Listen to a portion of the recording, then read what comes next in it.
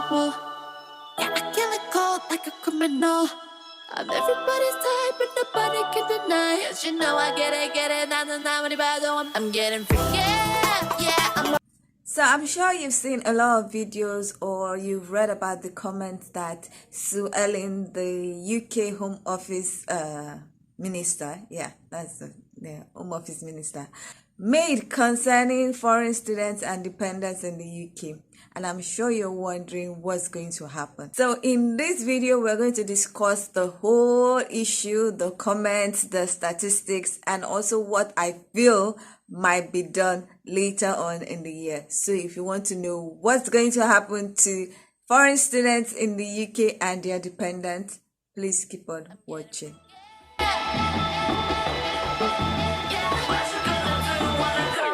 Everybody know I'm a visual. Yeah, I kill it cold like a criminal. I'm everybody's type, but nobody can deny. Yes, you know I get it, I'm getting free, yeah, I'ma bring the crazy. Get that freaky on, get that freaky, getting free, get it right. Hi guys, welcome back to my channel. My name is Omomi, aka Petite Diva, and I am a University of Nottingham alumni and also a Developing Solutions Scholarship Award winner. In this educational series, I talk about the UK admission process, I talk about the UK visa process, I talk about tips and tricks on how to enjoy your stay in the UK, and I also talk about tips and tricks on how to earn more money as an international student. So if you like videos such as this, please consider subscribing by clicking on the red button that says subscribe, and don't forget to click on the bell notification icon by the side so that you're notified anytime I upload videos. Now, before we get into this video, I just want to remind you that I offer some UK educational services, and those services include SOP writing, academic CV writing to boost your chances of getting an admission, and also I offer the UK admission package. Now, the UK admission package comprises of me curating courses and schools that best fit you, also helping you to write the SOPs for the courses that you eventually choose, and an academic CV. I'll also apply for the courses and to the schools that you eventually choose. Now, I have 3 options in the UK admission package to fit your budget. So if you want to use any of my services, please check the description box for my email and send me an email. Please, when you are sending me the email, I would like that you send me your documents as well, so that I can review them and let you know if I can accept you as a client or not. And I want you to be specific in your email. Please, I don't want I want to use your services, what are they about, blah blah blah.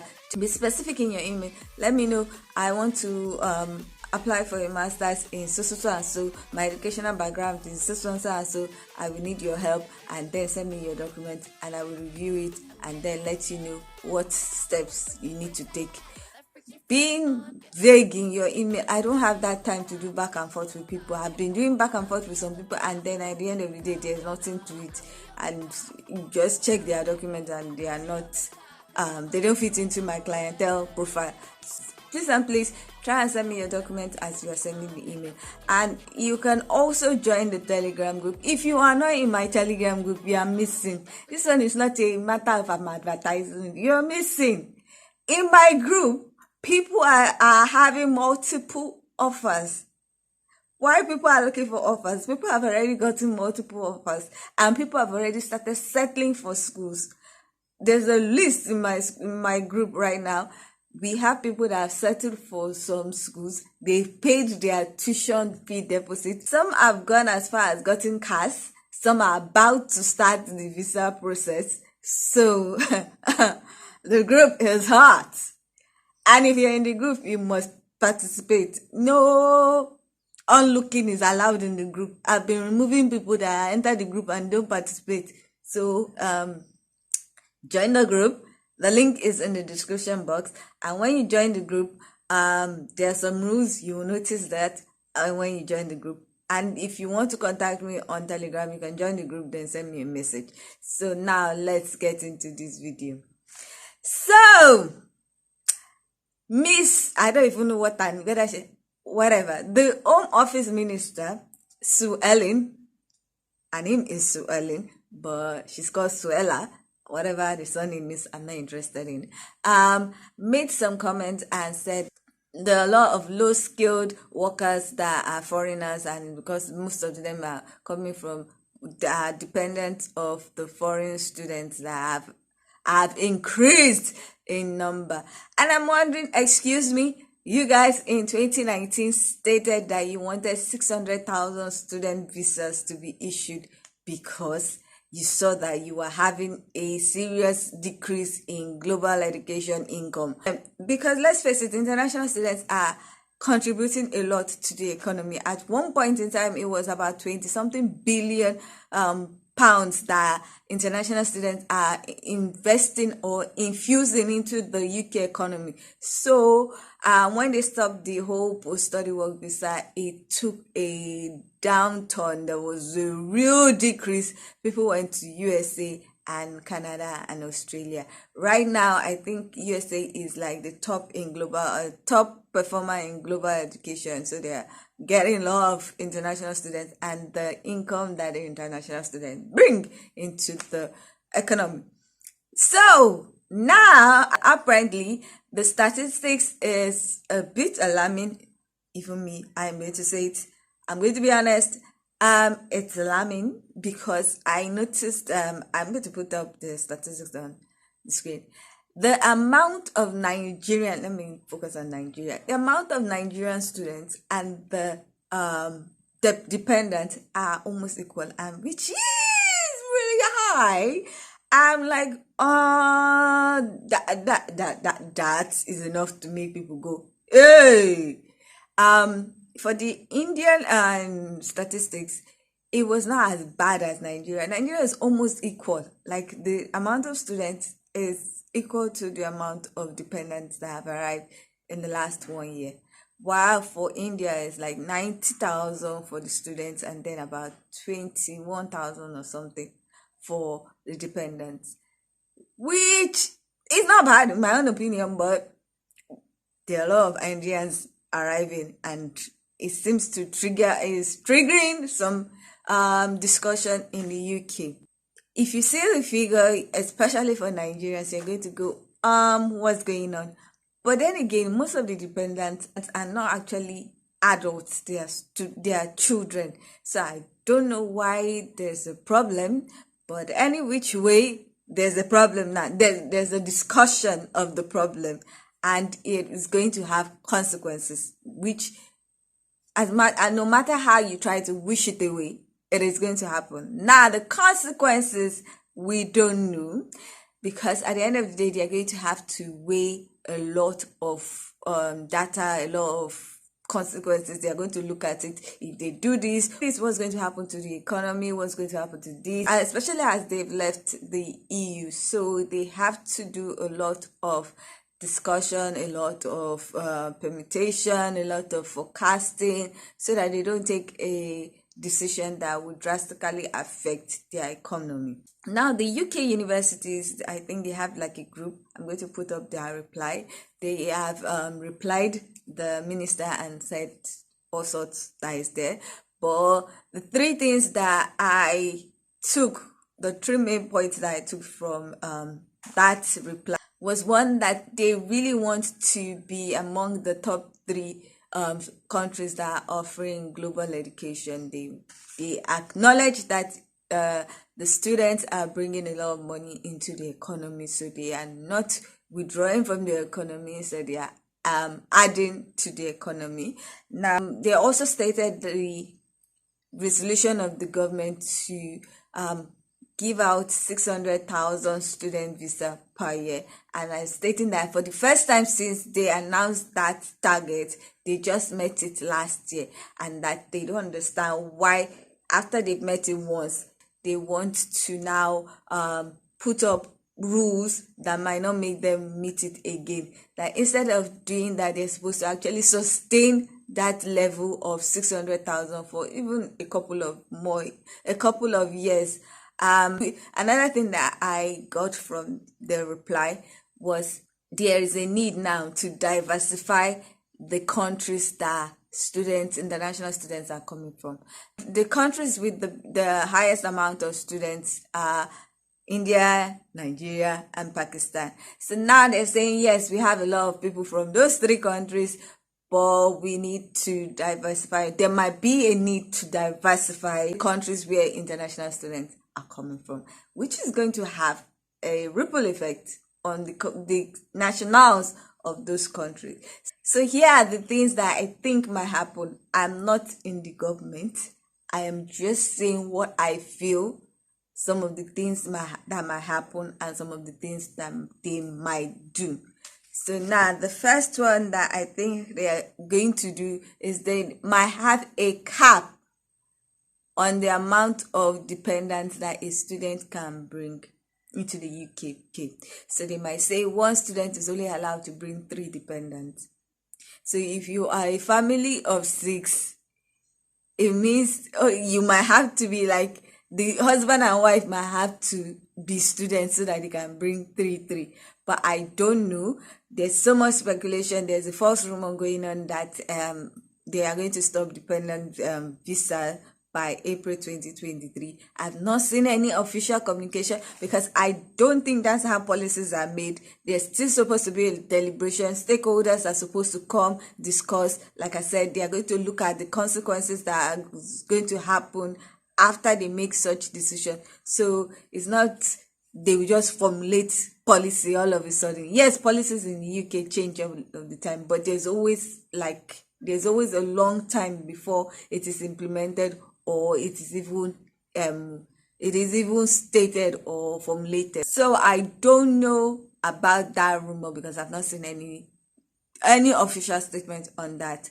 And then someone also said that they might stop student visa, and I'm like, do you know how much international students are pumping into the economy? Yeah, right.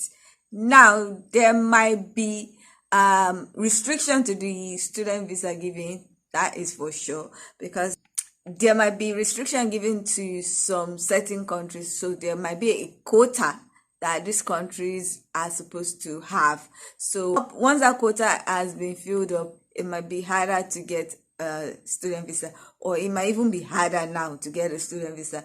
There will be some real discussions.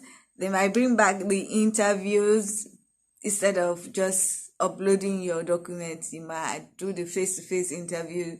There might be phone interview, and if you cannot convince them, nothing for you. So that might happen. Then there are some certain courses that might not be available for international students anymore. There are some schools that might not even have the license to accommodate international students, because one of the comments I saw was that there are so many low-class schools that are using it as opportunity to bring international students or something. I saw it somewhere. I don't know if it's a comment on Daily Mail or somewhere in her comments or whatever. There was a discussion like that there are some universities that are not supposed to be universities or college that are now formulating courses just to bring international students. So that's why I'm saying that there might be a restriction, or they might tell them to get approval for some things. So some courses might not be available to international students anymore. There are some schools that might not be able to accept international students anymore. So that is one thing to check when you are applying to the UK, when you're applying for some courses. Check your school that has sense. Now some schools that you don't know where they are. Okay. But single students might be able to get visas easily. It is now those with dependents that might have a harder time getting visa. I don't know, I'm just speculating. Like I said, this video is just speculating. There's nothing concrete, but it's just supposed to give you an awareness of what might happen so that you're better prepared. Another thing that might happen based on all this discussion is that schools might increase their deposits. So if the deposit for a school was 1,000, it might now be 5,000. So expect the unexpected. Schools are going to have like deadline.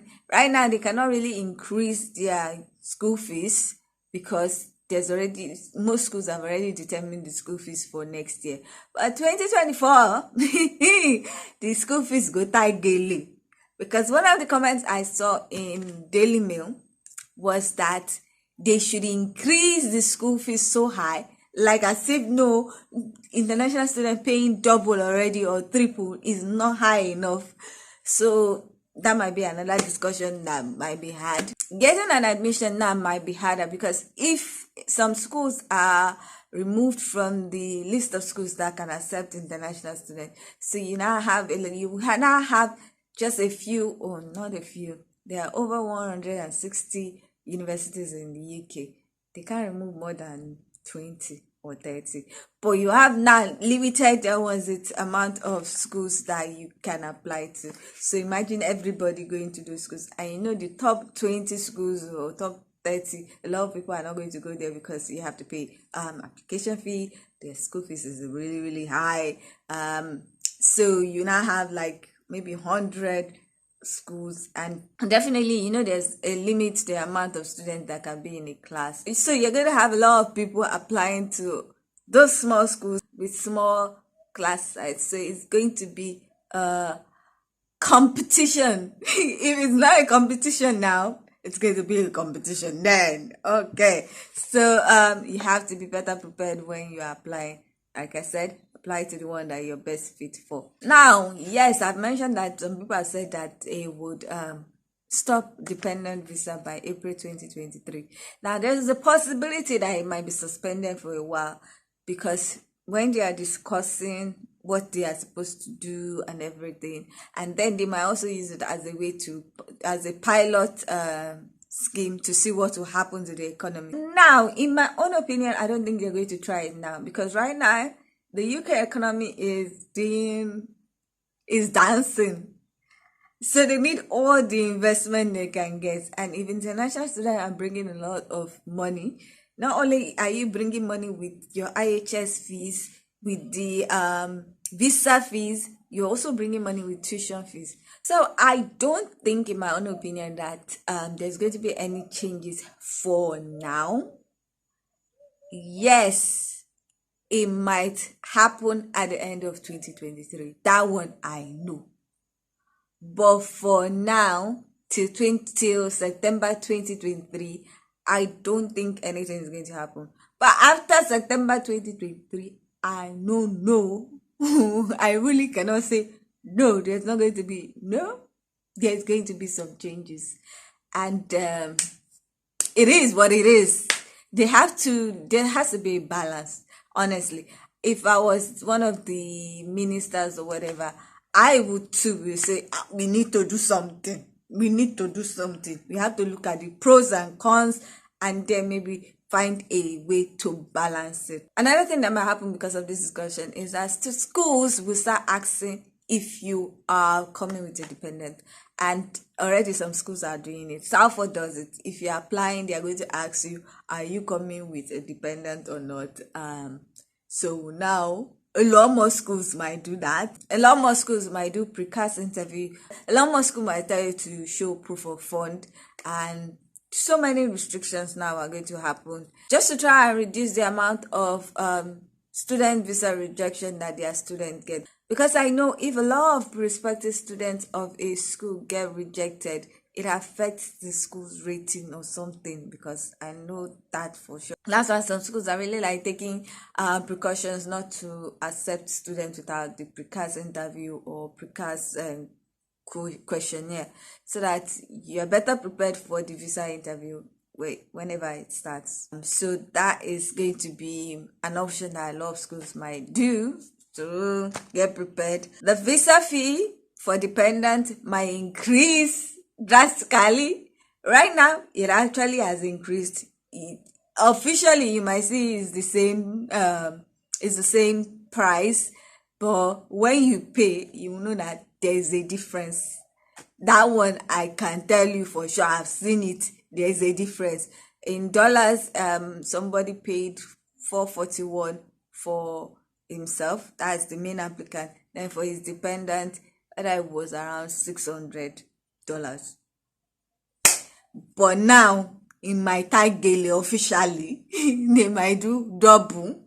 So if the main applicant is paying $363, the dependent might be paying $600, $700. It is another way to cut dependents, which they might do. instead of just saying no dependents. It might increase the restriction and do a lot of things for dependents that even when you want to pay like this, you'll be like, hey, bah. So, what can you do to make sure that you avoid the restrictions that might happen if you have a dependent? Start applying for September 2023 now. Most schools are closed for January 2023. If you see anyone that is open and you can make it, good luck to you.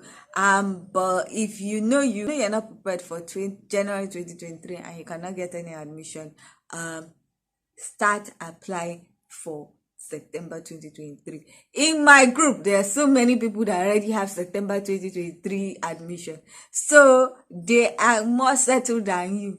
After a while, I know some people have already started paying their deposit for September 2023, so that they are the first people that will get cash, first people that will do visa, first people that will do everything. If you know you have a dependent and you want to be in the UK in 2023, now is the time to get an admission. Get your admission, pay your deposit, secure your place. So that by the time they start offering cash, which they give about 6 months to the start date of your course, which will be around, I think, around May. No, most schools will do April, May. Yes, they can start giving cash around April, May. So if you know you are getting cash around April, you've already done your visa, everything by May. If they want to lock gates by September, you already have your visa and your dependents have the visa. So you better start preparing and get the admission now. Now, if you want to use my services, you need to contact me now. Right now, I am booked to November 10. If before I finish this video, it might be November 16. What the point is, if you want to use my services for next year, don't say, oh, I'll come next year. Next year, you might not see space. So if you want to contact me to use any of my services, please check my description box. My email address is there. You can also join my Telegram group and send me a message. And when you join the Telegram group, I even have a restriction. When you join the Telegram group, you won't be able to send any message in the group until a day after, so that you can read the pinned messages and read some of the comments to catch up. So please and please, when you join the group, try to read the messages so that you can catch up. There are some questions that you have that have already been answered in the group. Anyway, that's all for today's video. I hope you enjoyed it. I hope it makes you better prepared so that you are not caught unawares when the new policies are implemented. If you like this video, please give it a thumbs up. If you are not yet subscribed, please consider subscribing by clicking the red button that says subscribe, and don't forget to click on the bell notification icon by the side so that you're notified anytime I upload videos. Now, with all that said, thank you so much for watching. I hope to see you in the next one. Bye.